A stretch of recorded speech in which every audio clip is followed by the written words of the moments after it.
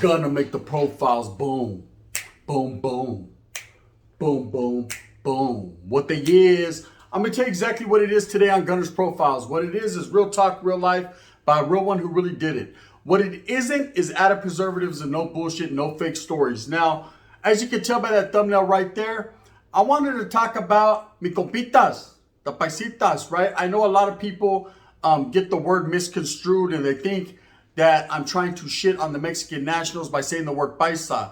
But really I'm not. Paisa meaning paisano, native to that area, homes. If you're my paisano, homes, me and you are from the same spot, same area, boom. That's just what it is, man. Most paisas identify as that and they're not tripping off of it. It's people that don't know the real true meaning behind the word that get it all fucked up and think I'm disrespecting. Dispensan la tira. I'm not. Let's go on from there. Menudo, right?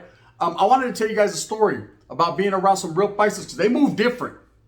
Real ones move different. People get the misconception and think that the paisas ain't up to par, up on game on what's going on, homes, and they're gravely mistaken. They got the game fucked up. So I was kidding. The paisas know, vivo de tres animales. They know exactly what time it is. They know exactly what's going on, homes. First of all, my people, the paisanos are hard-working people. Some of the hardest workers that I ever ran into. And I thought that if for no other reason right here on the profiles today, I should tell you guys some stories. You know, I should tell you a story and take it way back. Take it way back to when I was in Mexico and Juarez, right? And some of the paisas that I ran into. Now, I ran into about them in Clavo, you know, and Clavo tripped me out. I'll never forget Clavo because I remember that particular day, I didn't even know who this vato was. My homeboy was like, hey, this is a homeboy. It's all good. Don't trip. He's going to give us a ride to Centro. And I remember jumping in his van.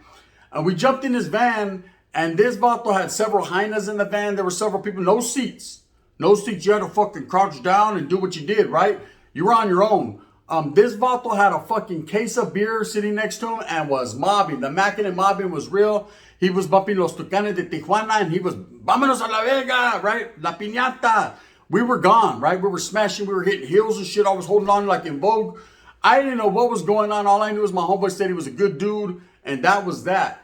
I remember getting pulled over. We get pulled over, and I'm like, that's it. I'm on the run. We're done.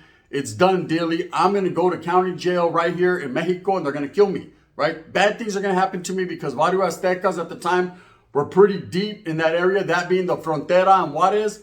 A lot of fucking people from El Paso are locked up right there in Mexico, being the Barrio Aztecas, being the deepest barrio, right? Or the deepest organization. I said, it's over. It's a Rapalapagus. You might as well stick a fork in me. I'm a dead turkey, right? And I already was like resigned to that fate. Like, fuck, bro, this is how it ends in Mexico. My jefita ain't even gonna see this. Yo, right? I was gonna be done. And I remember the placa coming up, and the first thing the placa said, and which tripped me out about Mexico, was they're different, right? The placa pulls up and he goes, armas, drogas, right? Guns or drug. And the paisa is drinking he's taking his big old trago of beer, right? And he's like, no, right? And he's like, how many beers have you had? The cop asked him, pues, I don't know, fucking 18, 19, shit, you know what I mean? And the cop's like, no arms or drugs. And then look at the guy goes, look, man, I'm just trying to get to Centro, man. I ain't tripping. I was looking like, damn, he's talking to the placa hella bad. This was the true definition of a paisa, a real one. He didn't give a fuck about none of that. I'm in the back nervous like a motherfucker. I didn't ate my motherfucking fingernails all the way down to the bone. I'm on knuckle status, right? Like, fuck, bro, shut up already. Just fucking tell them what they want to hear.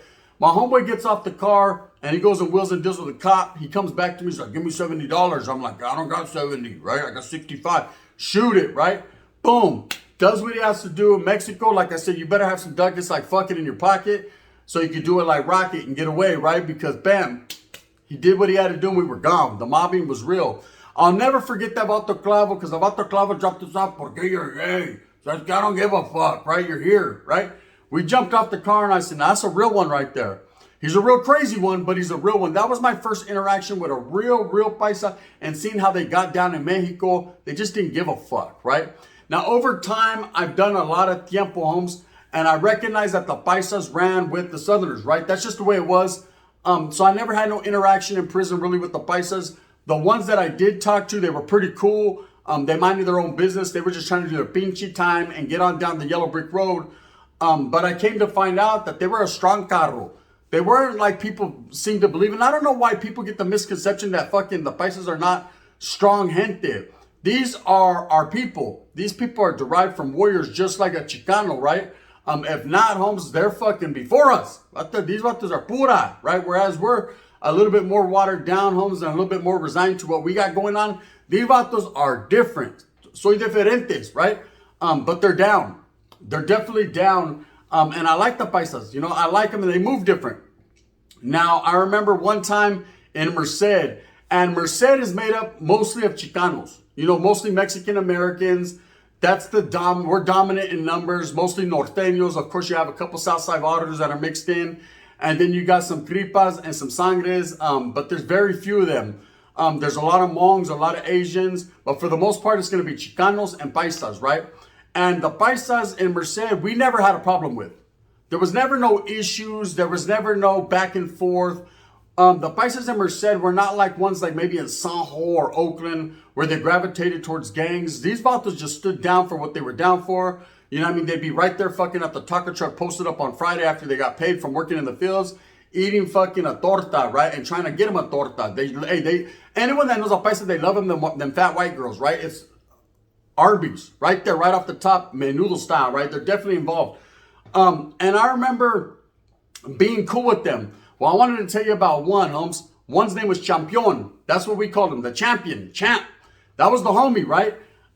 This vato basically lived in the hood or with the barrio for a couple years. In fact, the last time I was in Merced, I seen the vato walking con un pinche bike. You know what I mean? Looking like he was on crack cocaine. Hey, what's up, pinche Champion? He said, hey, ¿por qué? Still the same old vato, still the same old fucking get down. But we embraced him and let him come around us, right? And the reason being is this vato was down for whatever. See, you can get it on, homie, in any type of weather. This was unlike any paisano you would ever meet. This vato didn't give a fuck, homes. He was all in. Whatever you wanted to do, let's do it. No questions asked. Hey, hey, look at we know about our new bulletproof vest. Put it on, chat, let's see if it works. ¿Sabes qué? Vámonos, right? Paz! Did it work? He's still alive. He's breathing, right? It worked. I mean, the vato's not going to be the same, but it's all right. It worked. He was one of those individuals, man, and we weren't taking advantage of him. We weren't using him or fucking doing him dirty. He was a homie. Over time, man, he ended up becoming a homeboy. Hey, I remember the Hyenas used to trip out because we'd be throwing a big-ass party in the backyard. All the homeboys kicking it. Nothing but norteños and hella fucking pirujas, hella Hyenas. The party's cracking, right? And Champion's in the back on a fucking bonfire, kicking back there, roasting fucking goat, right? And the Hyenas would be like, damn, who's that paisa in the back? What do you guys got going on here? It's like Mexico back here. Says que don't trip up Champion. You know what I mean? That's the homeboy right there. That vato's painting the side of the house. Pay no attention to what he's got going on. And he's laying down concrete, right? It was the homeboy. But he moved different. I remember that at no point in time was he any type of punk, homes. He was down. He was very mysterious. We didn't know where he popped up from. We don't know where he lived, actually, where he went. All we knew is that he was there. Anytime we needed him, hey, call Champion. You know what I mean? Bam, he'll show up like, ¿Qué pasó? You know what I mean? Anytime, any place. You know what I mean? I already knew what time it was. And I gained a lot of respect for my Mexican national brothers through Champion. Because he showed me a different way. He showed me that just because you're not a gang member and just because you're not committed to a barrio or nothing like that, doesn't mean you weren't a homie. Doesn't mean you still weren't willing to put in some work, homes, and represent. He represented the Norte more than we did. We had red paños y todo. This vato came with a fucking flowered shirt, open to the chest, hair everywhere, 2 fake gold chains, and a fat white girl. And he was in. You know what I mean? Straight up. That's all he needed. So anyways, moving on from Champion, I remember that one time there was an issue with some paisas at a bar. Okay, we went to a bar, and it was called the Bullfrog. It was right there in town, and the paisas used to be deep there. This used to be their spot, right? And I remember the homeboys going there, and these vatos assumed that we were going to fucking be bajaderos, that we were going to rob them, right? I don't know why, but they clicked up on us quick. They started becoming paisas from everywhere. Orale, Juarez, Zacatecas, Michoacán, Sinaloa. They banded together for power, right? And they were tripping. They made the first movida on us. They're like, hey, what's up? You know what I mean? We're like, Norte, what's up with it, homie? They're like, fuck that. You know what I mean? Hey, you vatos need to get out of here, homies. You ain't going to come over here with that bullshit. Plus, we need all the fat girls for us. You know what I mean? And we're, hey, kick back, right? It's all good. We can share. Sharing is caring. So fuck that. These spices weren't into sharing. They worked hard all day. You know what I mean? They were out there picking tomates and camotes on my. They wanted them white girls, them fat white girls for themselves, and that was what their intentions were. And they kind of ran us out of there. I ain't gonna lie. The homeboys were like, fuck, you know what I mean? These vatos came thick. They were deep. They're about 30, 40 deep. There was like 4 of us. We did it pushing. You know what I mean? We did it pushing. We didn't want that smoke. These vatos were not playing. All I seen was silver teeth and hairy chests. I'm out, right? Now, over time, man, I've heard a lot of stories about paisas, you know, gravitating towards the sur and becoming upstate Southsiders. That was never the case in Merced. I know in the city of San Jose, Salinas, different places, that was, you know, they were being oppressed by certain homeboys or by Chicanos in general, just because vatos like to play them out of pocket. Vatos seen them as victims.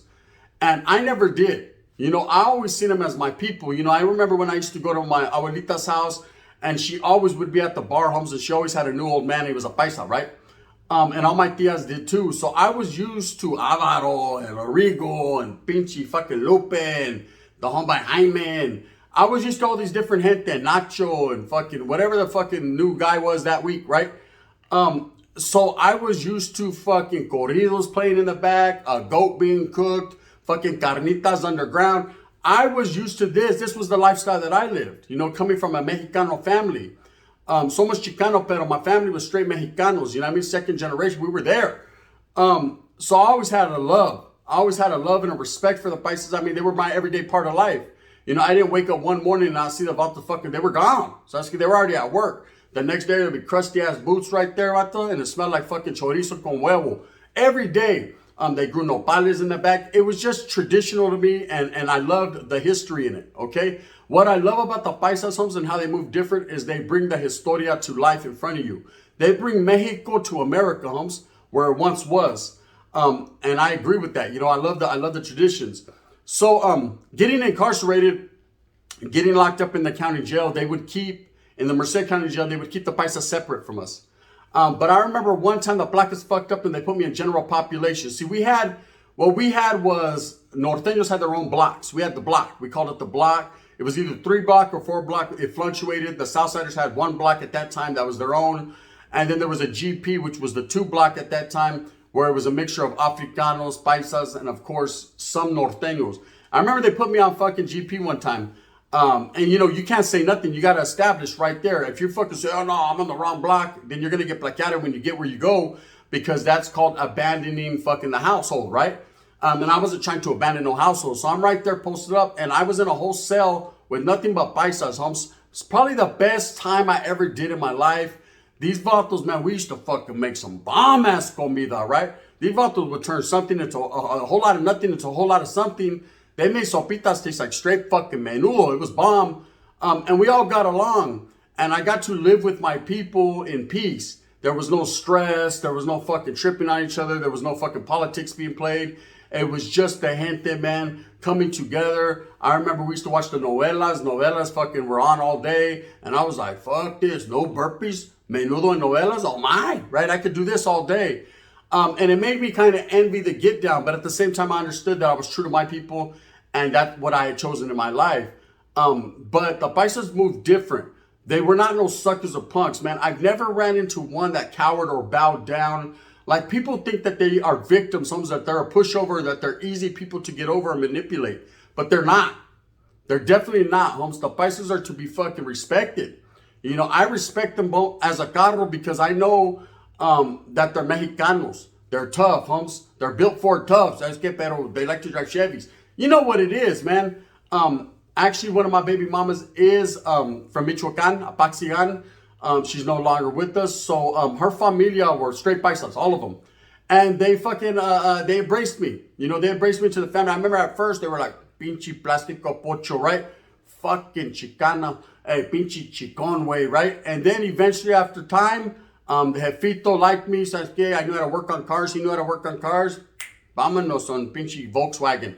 And that was it. It was good. But I remember some of the stories that she used to tell me in Mexico about a lot of things that she went through. You got to understand, this is a Jaina that on her quinceañera was kidnapped. It was a big story. She got kidnapped from her quinceañera.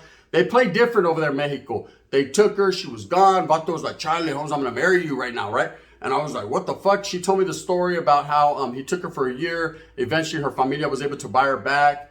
And that's just the way it was. You know, it just was different. The paisas moved different. They have different traditions and different ways of thinking, different ways of doing things. But at the same time, at no point in time, man, are they to be disrespected or to be fucking slept on. Because I'm going to tell you, the paisas would get with your program.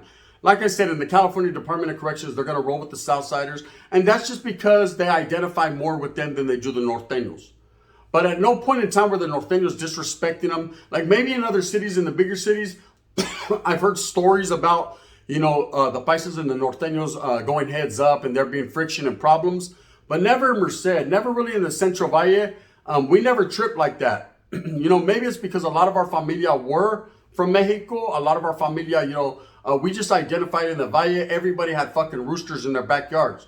You know, everybody fucking had pit bulls. It just was what it was, man. It wasn't nothing to see a paisa at the store buying a caguama de King Cobra. Vámonos a la verga, right? That was normal. That was normal for us. I could understand maybe in the Bay Area, in the big cities like Oakland, San Jose, San Francisco, where it was kind of a little bit more tension and friction because you're living that city life, homes. And the paisas are more farmero, you know, that's their style. They work in the fields and things of that nature. So the ones that are over there, you already know what their get down is. I ain't even got to speak on it. They're out there trying to make that feria, that bolsita. So I can see where people are trying to fucking rob them and do all this type of stuff. I think that's why when I see these street vendors being robbed, I see these street vendors being persecuted or oppressed, I feel some type of way. Not only because it's our brown people that are going through it, it's because I grew up around paisas and I know that they're very respectful, hardworking people.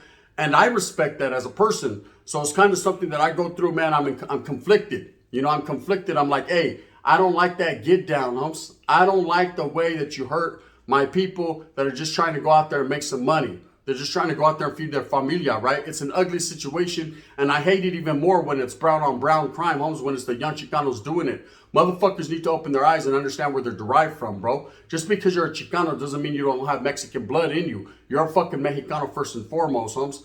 Don't get that shit twisted. You can't be a Chicano without being Mexicano. Just understand that one time for your mentality. Anyways, with that being said, I just wanted to kind of give you guys a quick rundown on how the paisas need to get their fucking shine on, man. They definitely are a group to be reckoned with. They're no one to be slept on. They're very fucking traditional people that I love. And at no point in time, man, will I ever disrespect a paisa. I know that some people take that word as disrespect, but that isn't. That's just a way of revering them and showing them love, you know, and showing them that they have a place, you know, wherever I'm at. No doubt about that. That's a fact. You know what I mean? I'm going to rock with them to the fullest.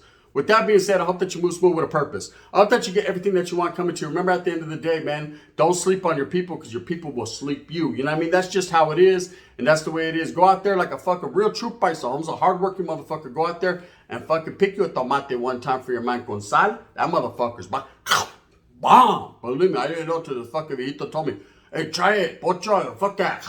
Hey, this is bomb, right? Boom. You want a pepino? Nah, I don't get down like that. No, pepino, nah, I'm cool. Any type of pepino word, we don't mix. Anyways, with that being said, I hope that you move smooth with a purpose and go out there and get it. If you like this, please hit that like and subscribe one time with your thumbs up. If not, you can hit that thumbs down. Heavy is the head that wears the crown. We're going to continue to strive and struggle for what we truly believe in right here on Gunners Profiles, and that's bringing the gente together. Everybody included. Batteries not included. You already know what it is. Bang, bang, on power. What you thought I wasn't going to say it? Say it. Don't spray it. Bang, bang. This is the gun.